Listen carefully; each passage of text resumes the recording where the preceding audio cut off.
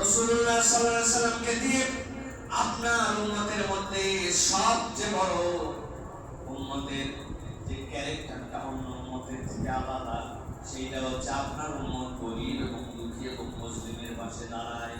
আপনার উম্মত নিজে অভাবে থাকতে পারে, নিজের কষ্ট থাকতে পারে, নিজের পেটের মধ্যে খিদা থাকতে পারে, কিন্তু আল্লাহ বলছেন ওয়ায়ুরিসুনা আলা আনফুসিহিম ওয়ালাউ কানা বিহিম খাসাসা। ওই রাত, যে রাত্রে আপনার কাছে দুইটা মেহমান আসলো, আসার পরে নবীজি সব স্ত্রীর কাছে খবর নিলেন খাবার আছে কিনা, খাবার আছে কিনা। সব স্ত্রী বললেন আমাদের কাছে কোনো খাবার নাই। আল্লাহ নবী বললেন এমন মেহমান দূর থেকে এসেছে কে আপ্যায়ন করতে পারবে। নবী যেন খুশি হয়। সাহাবী একজন হাত তুলে দিয়েছে, বাড়িতে খাবার আছে না না আছে কিছু খবর জানে না। নবী সাল্লাল্লাহু আলাইহি বলছেন যাও এই দুজন মেহমান নিয়ে যাও। বলে ইয়া রাসূলুল্লাহ একটু বসুন, আমি জাস্ট বাড়িতে যে একটু প্রস্তুতি নিয়ে ওনাদেরকে নিয়ে যাচ্ছি। স্ত্রী আল্লাহ নবীর বাড়িতে খাবার নাই, আল্লাহ নবীর মেহমান বেইজ্জত হবে, কে খাওয়াবে বলেছে। আমি দুইটা হাত তুলে ফেলেছি, বাড়িতে খাবার আছে নাকি? স্ত্রী বলছে খাবার আছে। তোমার আর আমার নয়, আমাদের ছোট্ট দুইটা বাচ্চা আছে, ওই দুইটা বাচ্চার খাবার আছে। বলছে কোনো কথা নাই, ওই দুই বাচ্চার খাবার বাচ্চাকে খাওয়াতে হবে না, বুদ্ধি আছে, তুমি রান্না তুলে দিবে। মেহমান বাড়িতে এখন আমি বাচ্চা দুইটারে সান্ত্বনা দিয়ে দিয়ে শোয়ায় দেব।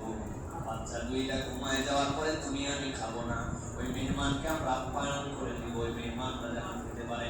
স্ত্রী বলছে মেহমানকে তো খাওয়াতে বসবেন, কিন্তু আপনি না খাইলে তো মেহমান খাবে না। বলে তার বুদ্ধি আমি আগেই করছি, যখন শেষ খাবার পৌঁছায় যাবে ভিতরে বসার আগে ওই কুপিটার মধ্যে ইচ্ছা করে পাতে একটা ধাক্কা দিব যাতে কুপিটা পড়ে যায়।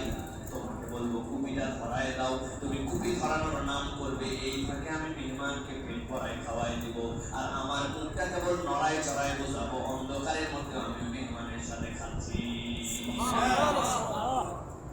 যেই সিস্টেম, ওই সিস্টেমে বাচ্চা মুক্ত, স্বামীও মুক্ত, স্ত্রীও মুক্ত, প্রত্যেকের পেটের মধ্যে ক্ষুধা। কিন্তু ওই আল্লাহর নবীর দুইজন মেহমানকে রাত্রেবেলা নিয়ে এসে খাওয়ায় দিয়েছে। ফজরের নামাজে যখন মদিনাতুল মুনাওয়ারায় মসজিদে নববী থেকে রওনা হয়ে গেছে, আল্লাহ রাব্বুল আলামিন সাহাবী আসার আগে রাতের ঘটনা আল্লাহ নবীকে জানাই দিয়ে সামনে বলেছেন আপনার সাহাবী এমন ঘটনা ঘটাইছে স্বয়ং আল্লাহ সাহাবীকে হাসি দিয়েছেন। সুবহানাল্লাহ। নবীর হাসি দেখে সাহাবী বলে ইয়া রাসূলুল্লাহ আপনি হাসেন কেন? বলে আমি হাসবো না মানে আমার আল্লাহ তোমার কাহিনীতে হাসছে, গত রাতে কি ঘটাইছিস বল। ইয়া রাসূলুল্লাহ এইরকম এরকম জিনিস ঘটেছে, আল্লাহ আয়াতে কারিমা অবতীর্ণ করেছে মাইয়ুসিরুনা আলা আনফুসিহিম ওয়ালাউ কানা বিহিম খাসাসা। অপরকে প্রায়োরিটি দিয়েছে সে, যদিও তার চাহিদাটা অনেক ছিল। নিজের চাহিদা আছে, নিজের প্রয়োজন আছে, কিন্তু আমি খালি নিজে চিন্তা করতেছি। অপরের জন্য কি চিন্তা করলাম, দেশের জন্য আমার ভাবনা কি, সমাজের জন্য আমার কন্ট্রিবিউশন কি। আমি যে জ্ঞান অর্জন করলাম, আমি যে পড়লাম, এটা কেবল চাকর হওয়ার জন্য। আমি খালি উপার্জন করবো, খাবো দাবো, পরিবার চালাবো, হাঁটবো, আবার পেট ফাঁকা হবে, আবার নতুন করে খাবো দাবো, আবার ইনস্টল করবো, এইটুকু না। কন্ট্রিবিউশন ফ্রম ইউ, আপনার পক্ষ থেকে কন্ট্রিবিউশনটা কি, এটা ছোট থেকে বড়।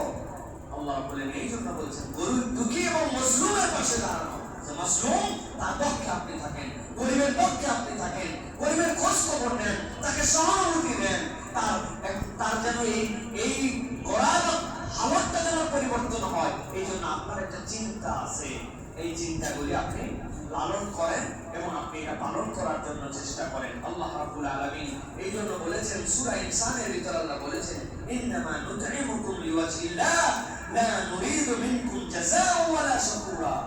আমরা তোমাদেরকে যে খাওয়াই কেবল আল্লাহর জন্য, চাই না তোমার কাছ থেকে রিওয়ার্ড, চাই না তোমার প্রশংসার স্তুতি বাক্য, চাই না যে তুমি আমার পাম্পটি দিয়া দেশের লোক গানবীর বলবে, দেশের লোক আমার প্রতি একদম খুশি হয়ে যাবে, আমি বিরাট করে আল্লাহ বলছেন কেবল আল্লাহকে খুশি করার জন্য আমি এই কাজ করি। যখন বান্দা আল্লাহকে